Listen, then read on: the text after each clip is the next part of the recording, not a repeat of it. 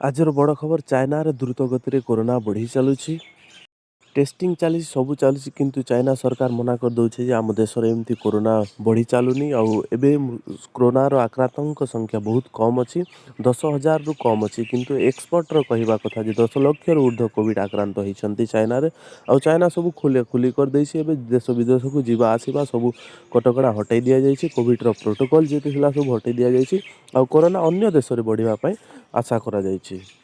आज प्रधानमंत्री नरेंद्र मोदी वंदे भारत ट्रेन उद्घाटन करथिले तांकर मार देहांत हो जिबार कारणरू से वीडियो कॉन्फ्रेंस रे अहमदाबाद रे थाई कि वीडियो कॉन्फ्रेंस रे उद्घाटन करथिले आ मॉडर्नाइजेशन रो कथा कहिसंती नरेंद्र मोदी आगु केमती नुआ नुआ ढांचा रे नुआ नुआ सेवा प्रदान करा जिवो लोक माननकु से कार्य रे से दिगरे दैछंती उद्देश्य और वंदे भारत ट्रेन रो उद्घाटन करिसंती। प्रधानमंत्री तांकर मार परलोक हो जाइए आउ से अहमदाबाद जाई तांकर माँ को भेटी आउ से तांकर जेते दायित्व थिला से तांकर दायित्व को कार्य कले आउ तांकर आज दिने मध्य तांकर कार्य को स्थगित कले नहीं।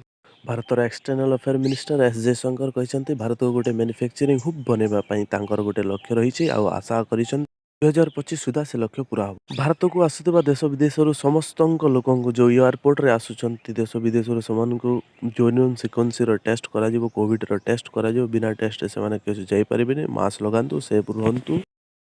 मनरेगा योजनार तहत 11 कोटी अधिक लोक कार्य देवार उद्देश्य रही सरकार कार्य देवे ए वर्ष 11 कोटी अधिक लोक कार्य नियुक्ति पाइबे घरे घरे रही कार्य करें। ऋषभ पंत कार दुर्घटना हो जाए और प्रधानमंत्री तांकर भल स्वास्थ्य कामना कर देखुं BMW कार पूरा पोड़ी जाइए निआरे जली जाइए देखु आपण ए स्थिति रे देह एवं वर्तमान ठीक अच्छे। ब्राजिल रो महान फुटबॉलर पेलेंकर आज परलोक हो जाइए शोक सेवार लोक मैंने शोक कर समस्ते।